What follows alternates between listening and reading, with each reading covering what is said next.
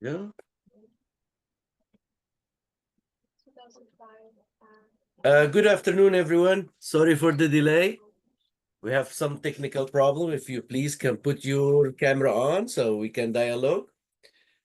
You are for the seminar for mastering credit. Any questions before we start today? I have about 40 people registered for the class, but we can start. Any issue or subject you want to tackle first? All right. Any question specifically about credit? No? All right. Sort of business and economics at Bakersfield College. I've been in the college for about 20 years. I've been teaching personal finance at Bakersfield and several other private universities, from University of Redlands to University of Laverne to UCI. It is the same class, it's just in advanced format for the graduate studies. My idea of graduating students from Bakersfield College with a business degree, we want to give them a personal finance class that tackle all the things they need to know in college and beyond. So it's an essential class. Even though it's elective, I highly encourage everybody to register for it. During the class, we talk about credit, we talk about mastering your finance, we talk about buying a house, mortgages, we're talking about buying a car, financing your education. So things that relevant to what we do every day. Whether your major is history, geography, or dance, you're still dealing with money. You still need to know what it is and how to manage it. Without knowing that, you're always going to be behind. The banking system and financial institution is set up not for us, but against us to be able to maximize their profit on our expense. Our job is to know what to do before we sign the contract or sign that credit card.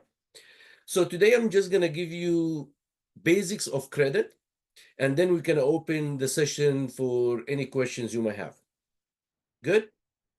Let me put the caption, since I have an accent and you might not get every word I say. All right, so we start first by what is a credit report or FICO score. A credit report is a piece of paper basically reflect your historical or past financial transaction or what you did in the past in one piece of paper. Some of it might be very bad, some of it might be very good. It is your job to make sure it is accurate. It is your job to be able to review it at least once a year to see what's in it. Why they charge you 16% for a car? Why they charge you 9 or 10% for a house? How can I get the best credit card? Should I finance my education or pay cash? All of these issues will be resolved as soon as you understand how credit works. So today is a very important. I would like you to take notes if possible. I will give several websites. I will put them here online for you. The rest is based on your research and how you structure your finances. A quick disclaimer. Bakersfield College, the professor or any faculty does not give any financial, legal, or tax advice. This information for educational purpose only. All right. So always consult a professional when it comes to finance. Now, let's talk about your credit report. Your credit report is generated by 3 separate and independent companies, not federal companies, not state companies. They are not affiliated with any government agency. 3 private companies, they decided to gather our information, such as name, address, social security number, date of birth, employment, and every single transaction we do, and they put it on a report, and then they sell it back to us. Notice, none of us gave them authorization to do that. It's total violation of privacy. Yet they are allowed to do that because we don't have any other alternative. Simply, the government does not have a system to measure our finances other than the credit report. So it became critical that we monitor these credit reports. So the three companies I'm talking about today is Experian. It used to be named TRW in the past. Right now, the name is Experian, Equifax, and TransUnion. Those are the three companies we're dealing with. Where can I find them? Experian.com, Equifax.com, TransUnion.com. This is how you reach to their original website. Don't click on any link online unless it is one of those three big companies. Now, the first thing to diagnose your disease or your financial trouble is to see what's in your credit report. If you can't see it, you don't know what it is. Somebody gonna say, but I've been good all my life. I pay everything on time. I never miss the payment. I live under my means. All of that's great. But that does not tell me what's on your credit report. Your credit report is this ridiculous piece of paper that they kept in their record about you. It could be totally bad. It could be totally bogus. And you don't know about it till you review it.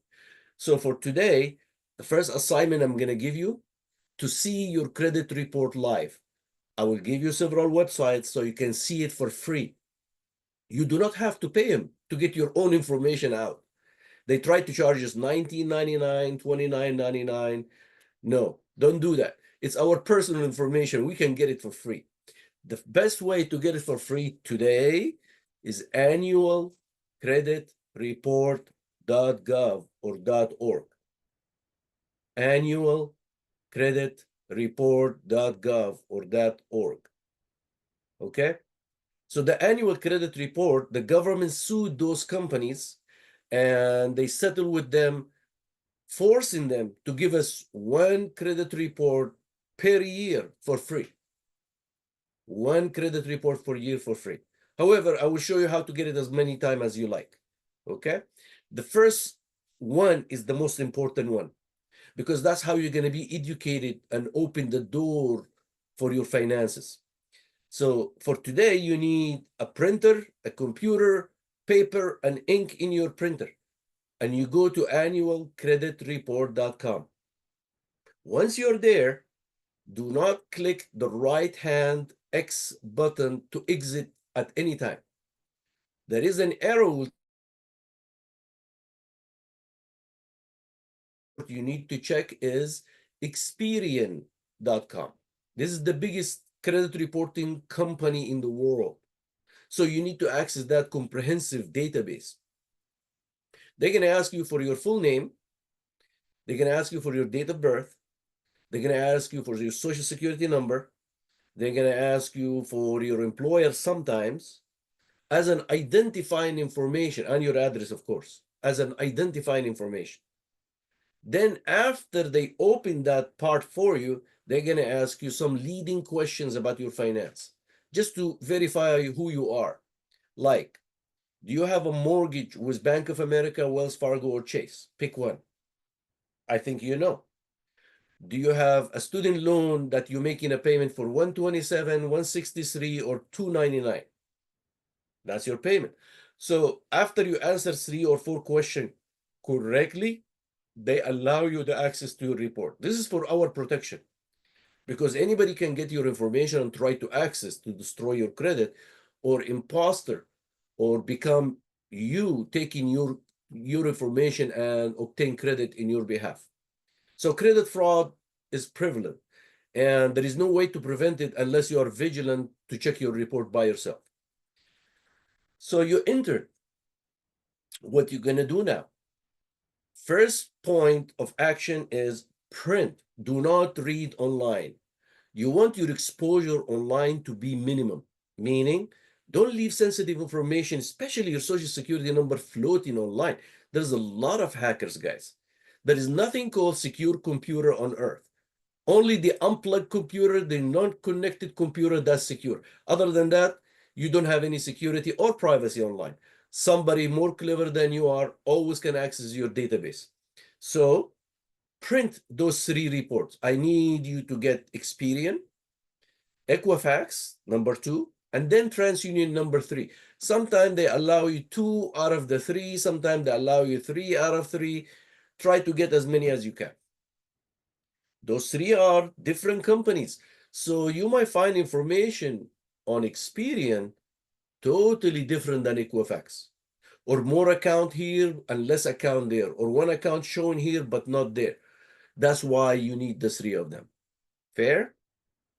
So that's the first point of contact. You need to find out what's on your credit report. Then you get a marker, a highlighter, and start highlighting all the inaccurate and wrong information on your report. Somebody gonna say, what do you mean wrong information? Is it possible that I have wrong name? Yeah. Do you think Christopher is spelled with a K? Christopher always spelled with the C. Debbie is always have a Y at the end. Is that true? That might not be you. But guess what? There is 5 million other people spelled it that way. And those companies took similar names and they put them together. Where they put them? On your report? By accident? By error? They can care less about us. All what they are in business for is gathering data and sell them to the highest bidder. That's what they do. They have no other business. They are in the business of data, transaction, and marketing. They can care less about accuracy on our report. So it is our job to ensure that our information is safe, is accurate, and reflect the correct pictures of our transaction. First thing you need to do, check your name. Your name. Your name's always spelled as it is written on your driver license or government issue ID or your passport. You might have a different spelling for your name or nickname or middle name or any other name that you be called by. That does not count. What count today is to match your driver license or government issue ID to the credit report accurately. If there is a no middle initial on your report, there should be no middle initial on your driver license. You might say, but sometimes I go by middle initial, sometimes they're not. That doesn't matter. On your report, on your driver license, you have one name. That's what you go by. Unless you want to change your driver license. You want to change the name through a court order. You want to go to court and change your name. This is up to you. For now, the authentic piece of documents that you need to provide is your driver license or government issue ID. Fair? I realize some people have 5 different names. Yeah, we're going to go with what's on your driver license for now. Okay? So that's that. Every time you have an error in your name will lower your FICO score by 5 points.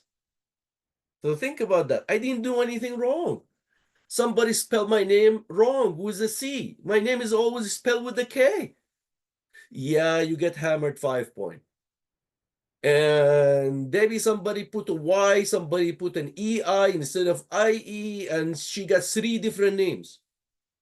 She's minus 15 points. Why this happened? This is how the system is set up. Garbage in, garbage out.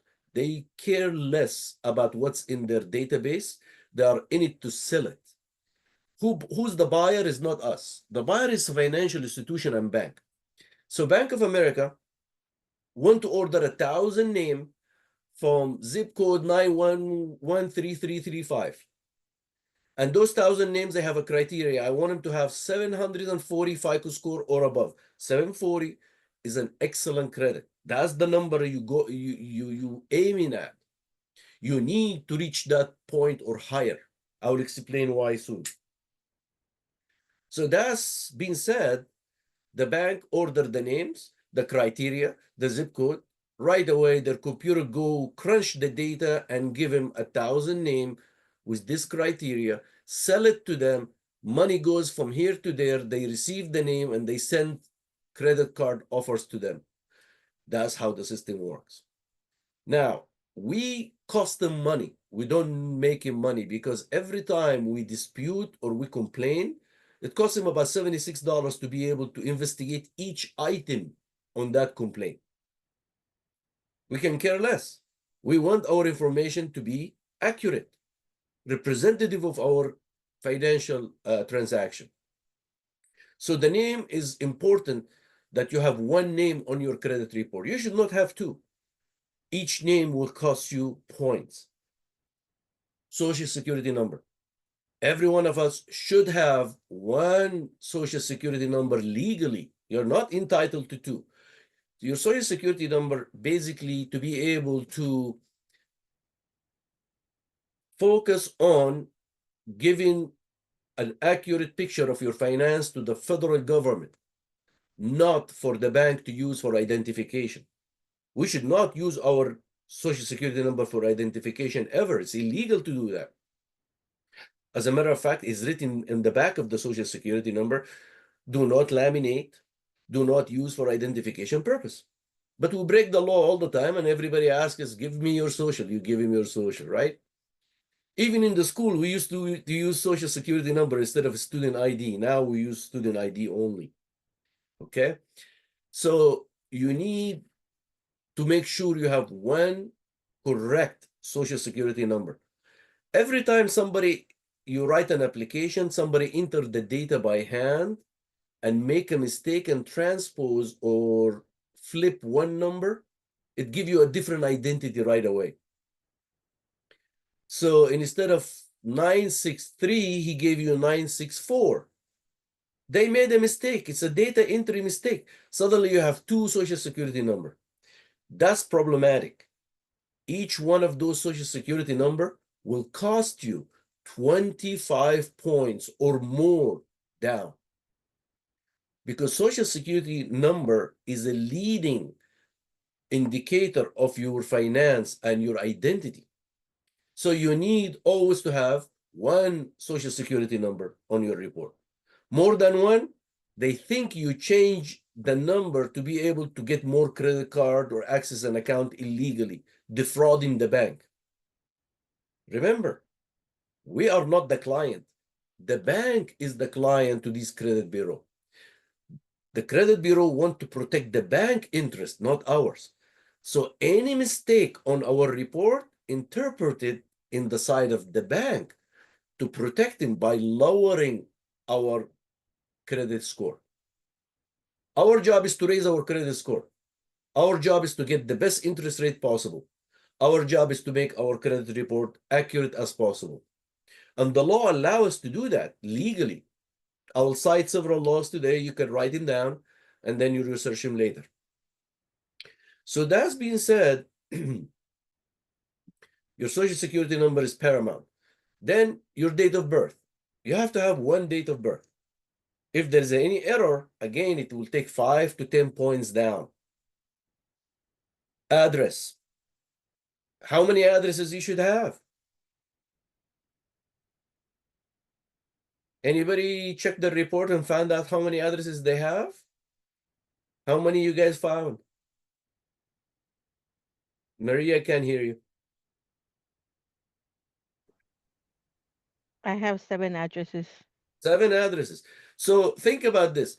Every address might cost you 2 to 3 points down. What does the multiple addresses say about us?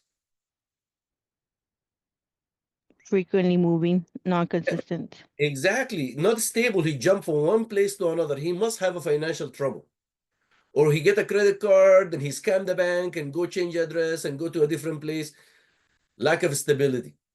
So you need only 2 address maximum. One current address and one previous address. If it's more than 5 years, it should be one. Okay? Excuse me. Every time I check, I found 16 addresses. Doesn't belong to me. Not mine. I have an address in Florida. It's a mansion. I checked it out with Google Map. I liked it. I left it there. So think about this. Those guys, they just get crap and they put it in our credit report, and we're supposed to take it because we don't understand. You can remove anything you don't like from your credit report. Addresses is very easy to remove. All what you have to say, here is my current address, my driver license attached for verification. Remember government issue ID? Name, this is how it spells, right? Date of birth, I have one. All of that is in your driver license. So that's the addresses. From my experience in the topic, if you live with your grandparents or parents for longer period of time, and one of them have a financial trouble, or one of them have a mortgage, or one of them file for bankruptcy, they put it in all the credit report for everybody who lives in that address. This is how bad the system is. They can care less who filed for bankruptcy. You have the same last name, you live in the same address, it must be you. You have to fight to say, this is incorrect. This is illegal. You must correct it. So that's why I'm alerting you right now. When you check your credit report, you will be shocked how many people on your report you don't know about, how many addresses you have, how many social securities you have. Your exes live in Texas. Those guys might be still on your report. You want to get him out of your report, right? You want to clean up your mess. That's the way to do it. First, get your report. Anything you have a duplicate of, name, social security number, date of birth, multiple addresses, those need to be fixed right away. If you just fix your identifying information, your credit report will jump between 20 to 50 points that month. You just exited the average group credit report. By the way, the average American have 680 FICO score, which is fair or nearly poor. The excellent credit FICO score is 740. My credit score is 839. The maximum is 850. You can reach that level, but you're not going to reach it today by attending 1 hour seminar. You need to work on your report. You need to work on your credit. So this is a golden opportunity for you to open your eyes, get your report, and remove inaccurate information. There is dispute letters. This is what you get to send to those companies, something called dispute letter. There is dispute letters written online, and they also written by lawyers on your behalf. You don't have to write anything from scratch. Just go on Google and put dispute letter. You're going to find tons of them. Pick one that representing what you're trying to say, and they always quote the law called Fair Credit Reporting Act, FCRA. The Fair Credit Reporting Act basically give us certain rights to be able to fix our credit report. I'm going to go to several websites right now to show you how it works. However, just going by the basic information and your rights under Fair Credit Reporting Act, you need to know the following. Number one, you have the right to have accurate information all the time on your report. It's a right.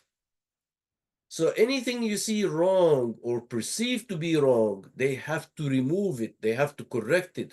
They have no choice. Fair enough? That being said, you have to look for what else is wrong. Okay, my information is accurate. What else is wrong? The next part on your report will be bad information, such as one time late for 30 days, 2 times late for 60 days, 1 time late for 90 days. This is how they put the information: 60, 30, 60, 90, 120, and charge off. How accurate is this characterization? Well, have you ever been late 30 days exactly before? Possible, but not probable. Have you ever been late 2 times, each and every time 60 days exactly? Now you're entering into area of impossible. Have you ever been late 5 times, each and every time for 120 days? Now that's impossible to be that accurate. If you're that accurate in being late, you would have paid your bills on time. So the system is based on flawed rounding up rather than accuracy of information. To be able to restore your credit, you have to contest or dispute this information is inaccurate. I was never late one time for 30 days. How many days you were late? Oh, I was late like 5 days. But how they put it on your report? 1 second, please. All right, go ahead. So how they put it on our report? They put it 30 days. If I am late 32 days, how they put it on my report? 60 days. 60. Correct. If I am late 65 days, 90. right. Is that information accurate now? I was late, but I was not late that much. So here is what the law indicates. Fair Credit Reporting Act indicate information on our credit report must be accurate, must be verifiable, or must be removed. Accurate, verifiable, or it should be removed. I'm going to show you the law right now, and I'm going to go to a credit report to show you the example. If that information is not accurate, I can just contest it by saying, I was never late 30 days before. Please investigate and correct. I did not admit that I was late 5 days, 7 days, or anything. The burden of proof go from you to them to prove you wrong. All what you have to say, this is wrong, correct it. That's it, period. Do not write too much. And you're going to find a lot of dispute letters online. Just write one line. This is an incorrect information. I was not late 2 times, each and every time for 60 days consecutively. Investigate and correct. Now, what they're going to do? They're going to receive your letter in the mail. The law also allow them 30 days from the minute they received your letter to respond to you with a solution or response, how they fix it or not fix it. The 30 days start the minute they receive your letter, stamped with a date and goes into the system. Every day, Experian receive 1 million letters a day. They hire a lot of people from high school just to open letters or pass them through the machine and sort them out and carry them in bundles. And by the time they find the dispute department or what you want to say on your letter, 5 or 6 days have eroded. By the time they send notification to Bank of America asking for verification, that's another 10 days are gone.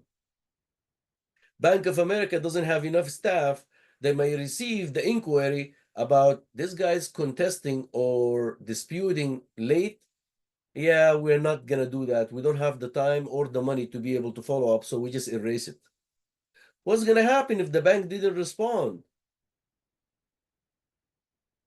Within 30 days, the credit bureau must fix your credit and send you another updated copy of your credit report, just like you told them, with no late payment. That's a great way to be able to contest, to be able to challenge them all the time so you can get what you want legally.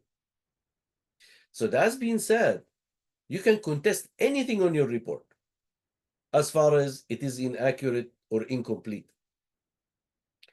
Let's go and see some information I prepared online. 1 second. Here we go. Share.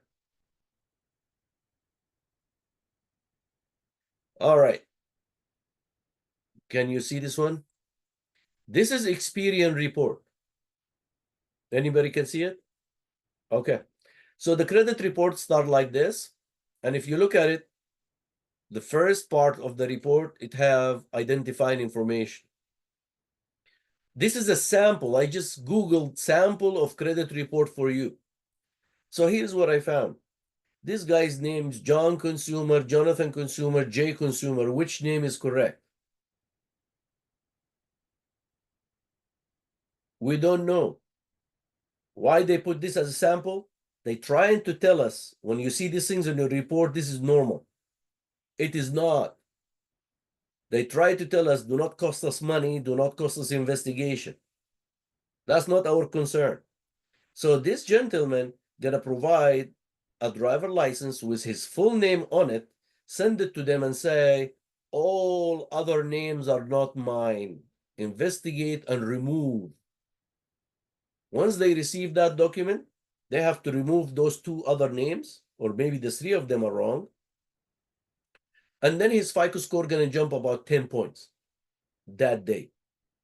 That's a fantastic way of raising your FICO score on your own. You don't have to hire anyone. Address. Here you have two addresses. What's wrong with these addresses?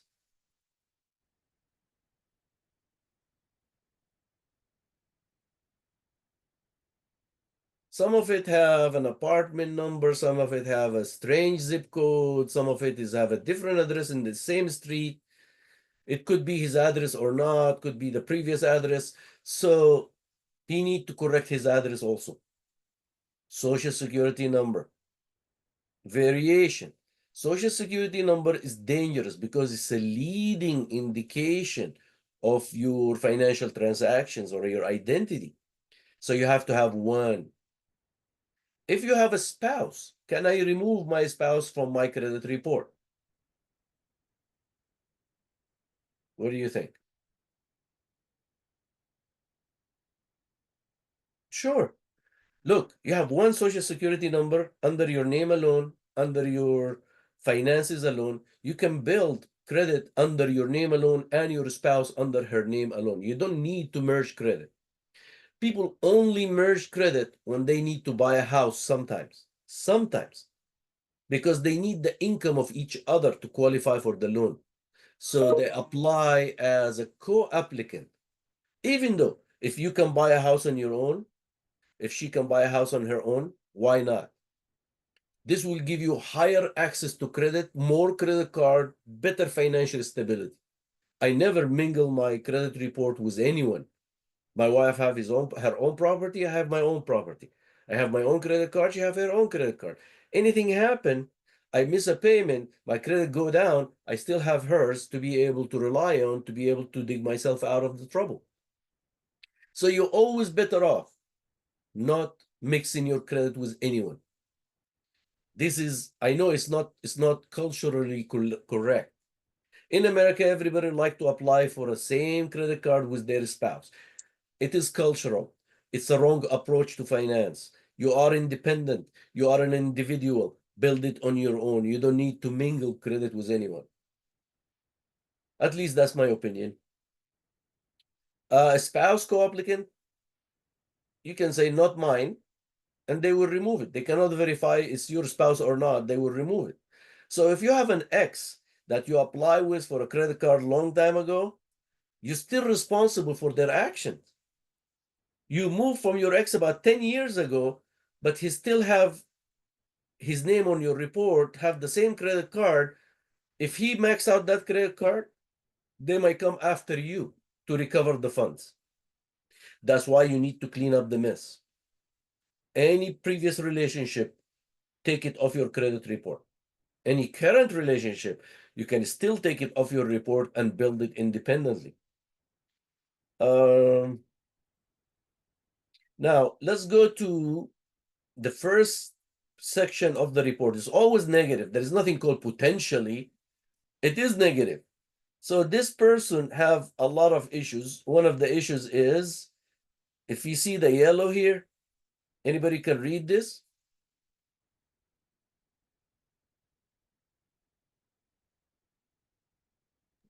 30 days past due?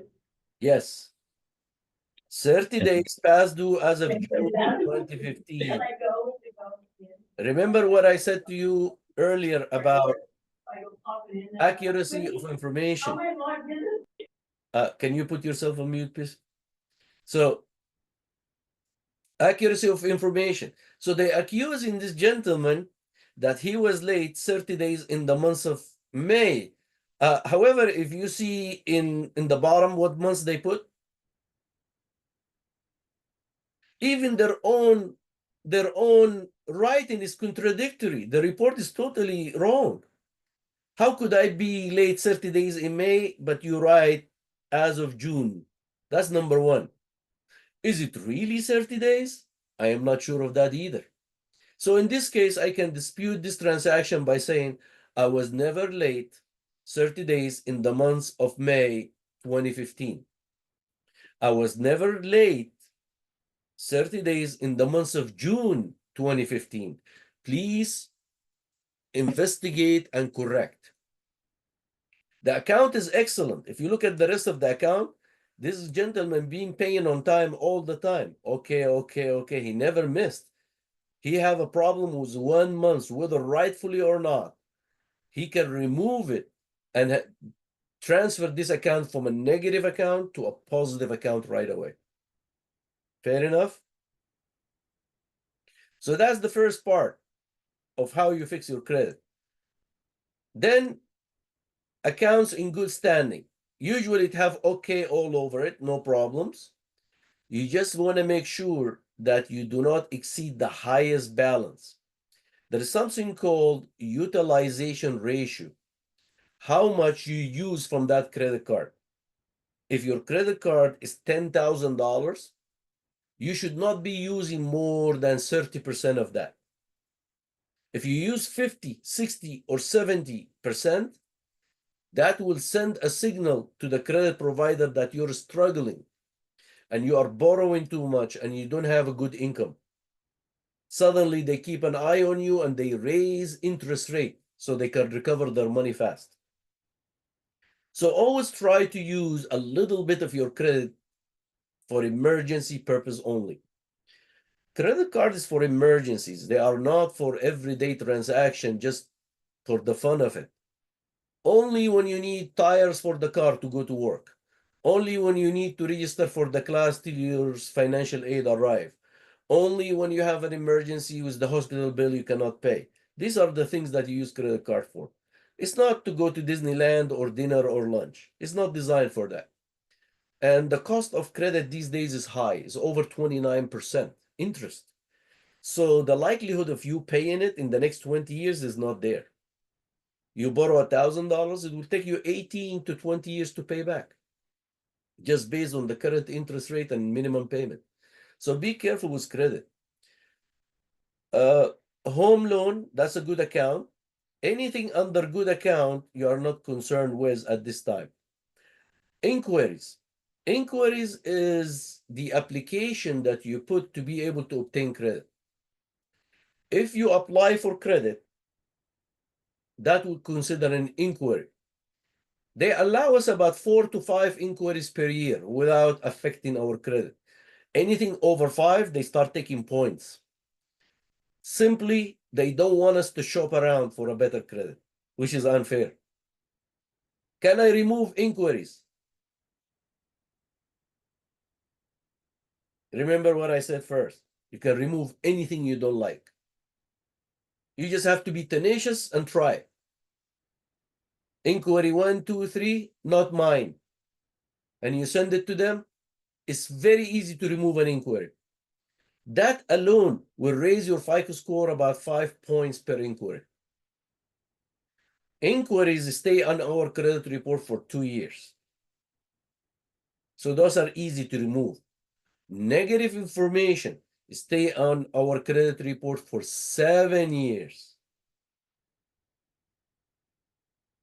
Those who leave in messages on the chat room, please just ask me because I can't read everything in the chat room. Outdated addresses, yes, it can be removed very easily. All right, so inquiries, you can remove them. Negative information stay for 7 years unless you remove them yourself. Bankruptcy stay for 10 years. So bankruptcy is the big one. Collection can stay indefinitely till you figure out how to remove them. Of course you can remove them. You just have to read more into the subject. Maybe in another seminar we can talk about collections and how you deal with it. There is a feedback after the class or after the seminar. You can write me a note about what you want to hear in the next session, and I will put some information for you. So that's when it comes to inquiries. Here is what you need to know about the law. This is the law that we need to know, called Know Your Rights. This page is in every credit report in the back at the last page. Nobody read it because it's in a very fine print, and as you can see, it's not attractive to read. They designed it that way so we will not know our rights. I never met one of, I teach personal finance in Bakersfield College for the last 20 years. I never met one of my students who ever read that. They just print it and they leave it there. It's like garbage. But if you read it, you really can figure out a lot of things. Number one, you need to know, you must be told if information on your file has been used against you. How that works. When I apply for a credit card, they rejected me. And they told me in the rejection letter, we made our decision based on information we found on Equifax. Here is their number and their address. You can get it from them. We're not going to tell you why. Most people take that letter, throw it in the trash, and they move on. 99% of the people. The right approach is you get that letter and you write a letter to Equifax, indicate, I have been denied credit. Please provide me with my free credit report. You are entitled to free credit report anytime you've been denied credit or employment. Again, you are entitled to a free credit report anytime you've been denied credit or employment. So once you write that note, you have to provide your identification, such as name, address, social security number, date of birth, and your employment. And then you write them, please provide me with my free credit report. I have been denied credit, and here is the proof. Okay? Number two, you have the right to know what's in your file. Remember, I gave you annualcreditreport.com to be able to get your three credit reports. But there is other websites that can give you your credit report for free, such as creditsesame.com. Please write them down. Creditsesame.com. It's in the text in the bottom of the screen. Creditkarma.com. Creditkarma.com. They give you semi-accurate information. They might miss a point or two or a count or two, but they give you what they have. That's a very good way to check your credit as many times as you like. It doesn't cost you anything. It does not deteriorate your credit. Any questions up to here? Any questions? All right. You must be told information on your used against you. You have the right to know what's in your file. You have the right to ask for credit score. Not every company give you credit score. You might not need a credit score right now. If your credit is excellent, your credit is excellent. But in the meantime, I think creditkarma.com give you a free score. So you can get it from there. Creditkarma.com. Okay. So the excellent point you want to reach on your score is 740. Write it down. That's the benchmark. You need to reach that point or a little bit above it. So if anything happened and you fall a little bit, you hit the 740 still. Of course, if you have a superior credit rating, you go to the 800s. Nothing can prevent you from going there. It's just you need time, experience, managing your finances correctly, and look at your credit report once a year. It's not that difficult. Once you get the hang of it, it became a skill for life. You just need to use it. Just like driving a car. You drove a car for a couple of months, you know a lot about cars.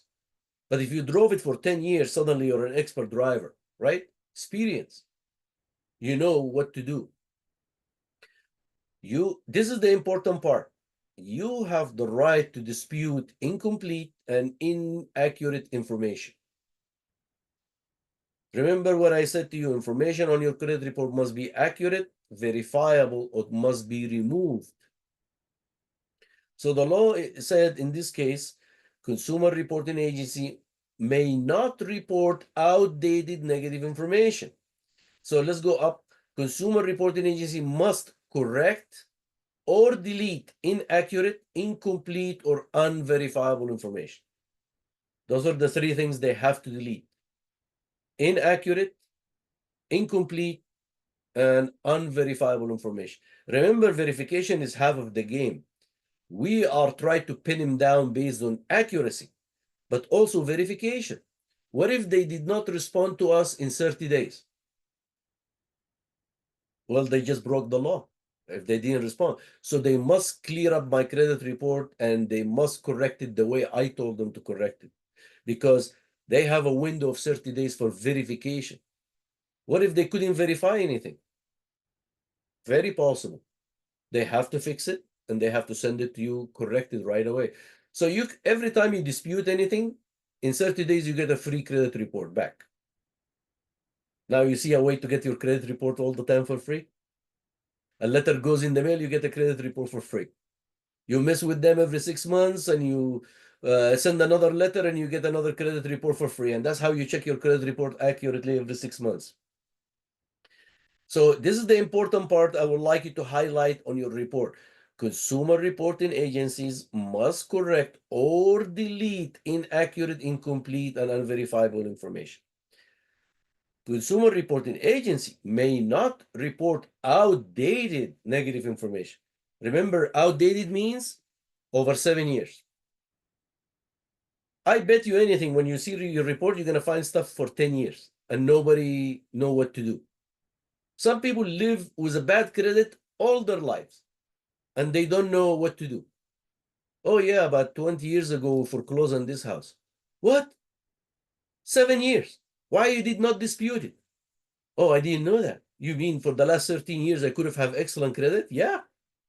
Yeah, and you could have bought another house and live a good life and lower interest rate and everything. Knowledge is power.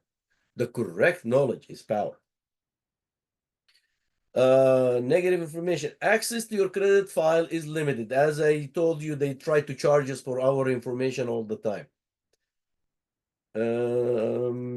You must give your consent for report to be provided to your employers. These days, our employers check our credit, especially if you teach finance, especially if you are professor of business. You better have a good credit to be able to teach about credit, right? If you work for a bank, if you work for a financial institution, if you're gonna work for the FBI, if you're gonna work for major companies and making over $70,000 a year, they always say, let me check their credit. Credit is just give a financial indication of who you are.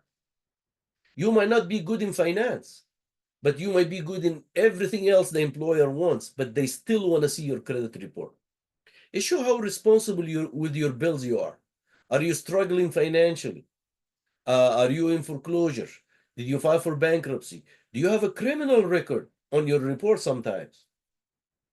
So this is the kind of things they check for these days. Of course, the employer have to make a sign a form, allow them to be able to check. You might limit pre-screened offer. Don't do that. Let him offer you extra credit card, free credit card, better credit card, travel reward credit card, all of that. Let me ask a question since you guys are here. Hold on, let me exit this screen. Stop share. Let me ask a question. How many credit cards I should have?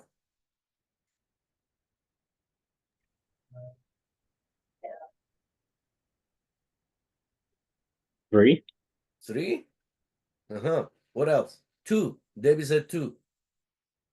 Who else? What is the right number, guys? Ideal. Kimberly, what are you saying? I honestly have no idea. Here's what I heard. Have one credit card so you can manage it effectively and you don't screw it and pay your bill on time, and that will build your credit. What do you think of this advice? I think it's good, but you got to take advantage of zero APR if you need a big purchase, but you got to make sure to pay that credit card off after the zero APR because the interest will hit. So if you need like a washer and dryer, a refrigerator, something big, I'd consider doing a 0% for that duration and not putting it on your credit card that's already at 25 to 30%. Good point. So Christopher, in other words, he's saying that doesn't make any sense. I need several credit cards. He's right. This is what we've been taught on TV. That's Susie Orman and Dave Ramsey. They come on TV and they tell us, have one credit card. Don't bury yourself into debt. Pay it every month in full. This is a fake advice. This is how you protect the bank, not us. I need as many credit card as I can. One with a 0%, like Christopher said, one with a travel reward, one for emergencies, and 50 others in case if I fall into a bigger emergency, I can borrow the money to bail myself out. How that sound? Does that make economic sense? Guys, I have over 60 plus credit card. I don't know the number even. And each one of them is like $100,000. So when emergency happens, can I borrow the money to get myself out of trouble? Yes. The bank does not like that. The bank does not like us to have options, because if you have one credit card and you miss a payment, now you're paying 2% interest, excellent credit, you're going to pay 19% the following months.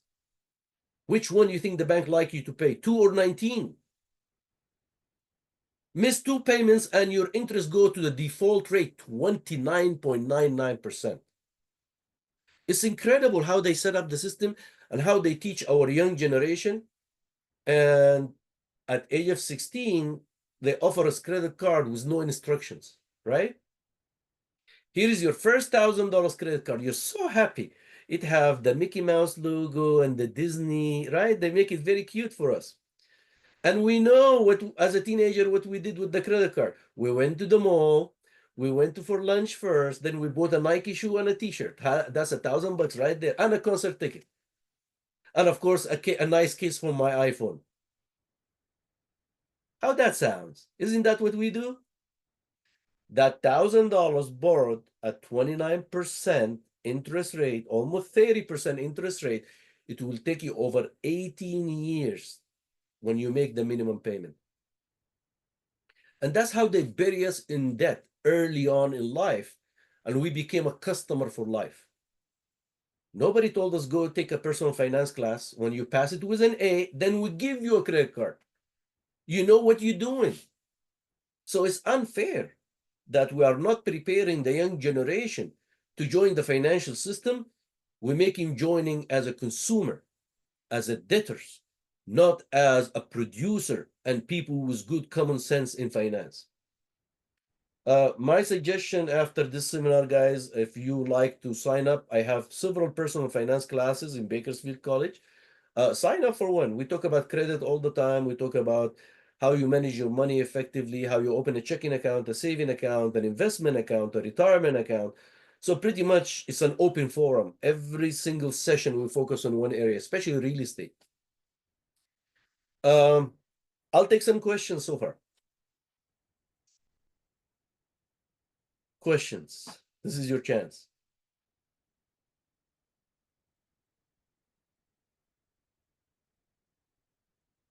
No questions? But I have like kind of maybe personal question. Sure. Say you want to borrow $10,000, the interest rate, is 10%, 5-year duration on the loan. You have an investment that you think can get you 15 to 20%. Would you borrow that 10 grand at 8 to or 10%, and then if things work out, you get that 15? would that be a risk to you as something, or is it personal risk tolerance? Each one of us have their own personal risk tolerance. However, if it's mine, I always borrow, and then Okay, and okay. then make money on their money. That's how the Okay. bank does it. The bank give us a CD, certificate of deposit, for 1% per year, 2% per year. They buy low and they sell high. They take your money, the 10,000 that you put in the bank, they take it and lend it to me in a credit card for 19%. They make 19% on their money. They gave you 2% and they pocket the difference. That's what we call it leverage in finance. Yes, that's a very smart thinking. Guys, the richest people on the planet, they are rich because they use other people's money. They use the bank's money. Why Warren Buffett borrowing $2 billion? Why Bill Gates borrowing money? Why Apple Computer, who have 300 billion in reserves, borrowing money from the bank? Because they lend in the money at 1% or 2%. Apple make 25% interest on the money. So you always borrow low and pay him back, of course, and keep the difference. Couple of things on your credit report. I would like just to give you this information before you leave today. Student loans. Student loans is not a debt. Student loans is an investment. It's an investment in your future. And you're going to cash on this investment for the next 50 years. Borrow as much as you can. Go to college with it. Go to the best college with it.